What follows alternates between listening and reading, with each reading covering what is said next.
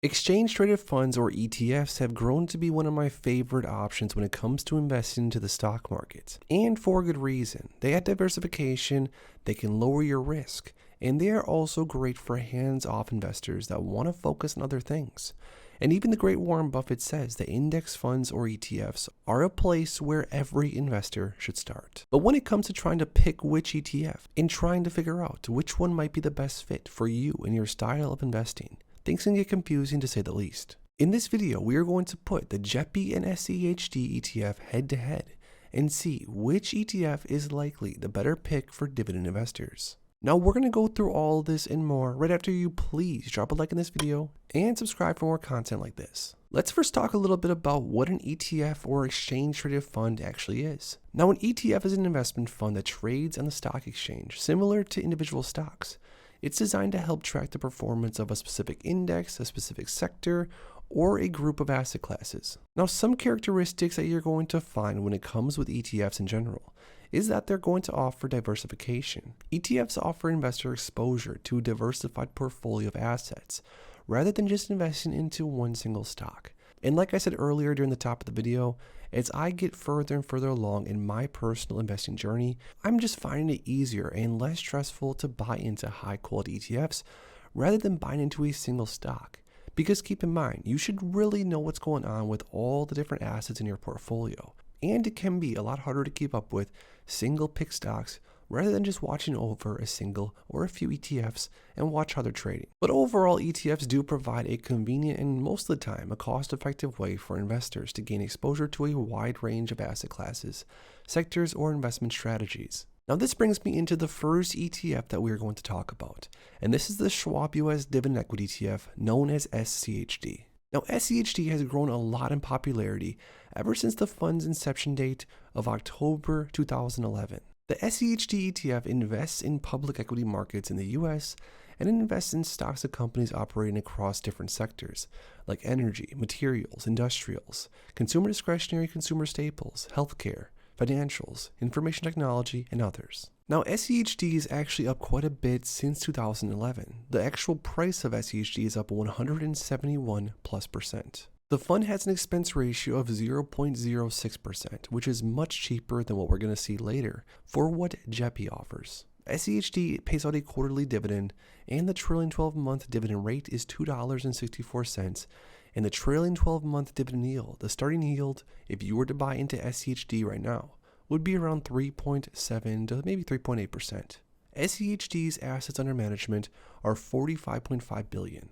Making it one of the biggest and most popular ETFs across the market. Now, one aspect that makes SCHD extremely popular is, of course, the dividend growth rate. The dividend growth rate is how fast or how slow an ETF or, of course, a stock grows their dividend over time. And as you can see all the way back since 2011, SCHD was paying around 12, maybe 14, 21 cents per quarter. And if you fast forward just a matter of 10 years or so, SCHD is now paying around 60, 65 to even 70 cents every single quarter. Now this gives SCHD a dividend growth rate on the 10-year time frame of around 11.72%, which is an extremely fast and solid growth rate, which means investors have gotten paid more and more and more the longer they've held on to the SCHD ETF. Lastly, the SCHD ETF is very well diversified if you ask me, and for SCHD's current top 10 holdings, these companies, these names have been around for a while and have also been paying out and raising their dividends over the long term. Now for the JP Morgan Equity Premium Income ETF, known as JEPI. This is an exchange traded fund that was launched and managed by JP Morgan Asset Management. The fund invests in public equity markets, and the fund invests directly in through derivatives in stocks of companies operating across diversified sectors. It uses derivatives such as options to create its portfolio, and it invests in growth and value stocks of companies across diversified market capitalizations. The JP Morgan Equity Premium Income ETF buys a basket of stocks, writes cover calls on a portion of the stocks, and generates a premium for doing so. This premium is of course then paid out in the form of dividends monthly to investors. Now JEPI is only up 6.07% as far as ETF price on the max time frame, which is much less than SCHD. But keep in mind, JEPI's only been around just prior to 2020, so there's not all that much time to go off of. JEPI's expense ratio is much more than SCHD. at 0.35%. JEPI does offer a monthly paid dividend, so you don't have to wait for every quarter like you do with SCHD.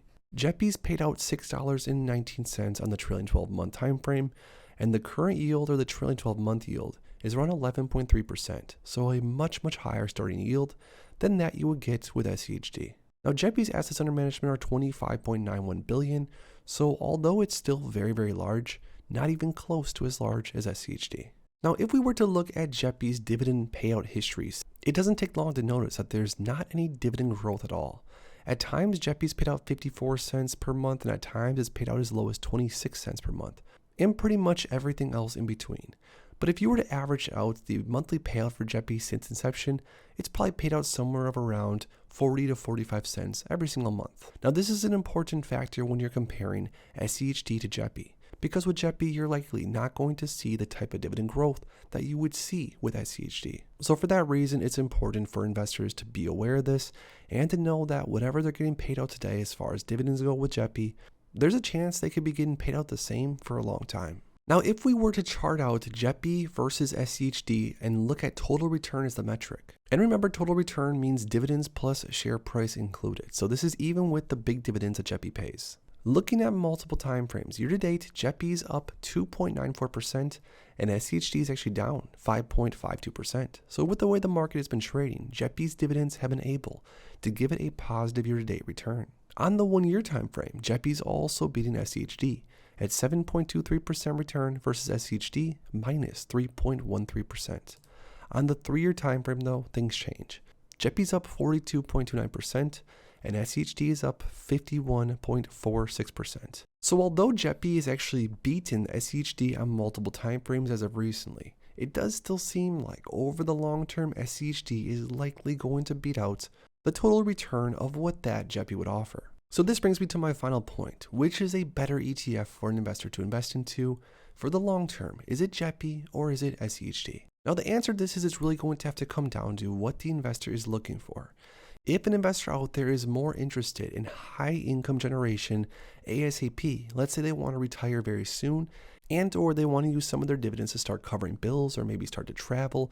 If an investor is looking for higher income and less potential for capital appreciation over the long term, then JEPI would most likely be a better ETF to invest into today. But for the investors that have some time horizon and are looking to reinvest most of their dividends and let the power of compounding do its thing, then the SCHD ETF would most likely be a better contender. And this is because the expense ratio is lower, the dividend growth is much higher, and the capital appreciation for the fund is shown to be very impressive. So it really comes down to where are the investors at in their investment journey, where they're at in life, and what makes the most sense for what they're trying to achieve here. But I want you guys to comment down below what you think. Over the next 10-20 years, which do you think will offer a larger total return? Do you think it's going to be SCHD or do you think it's going to be JEPI? Comment down below.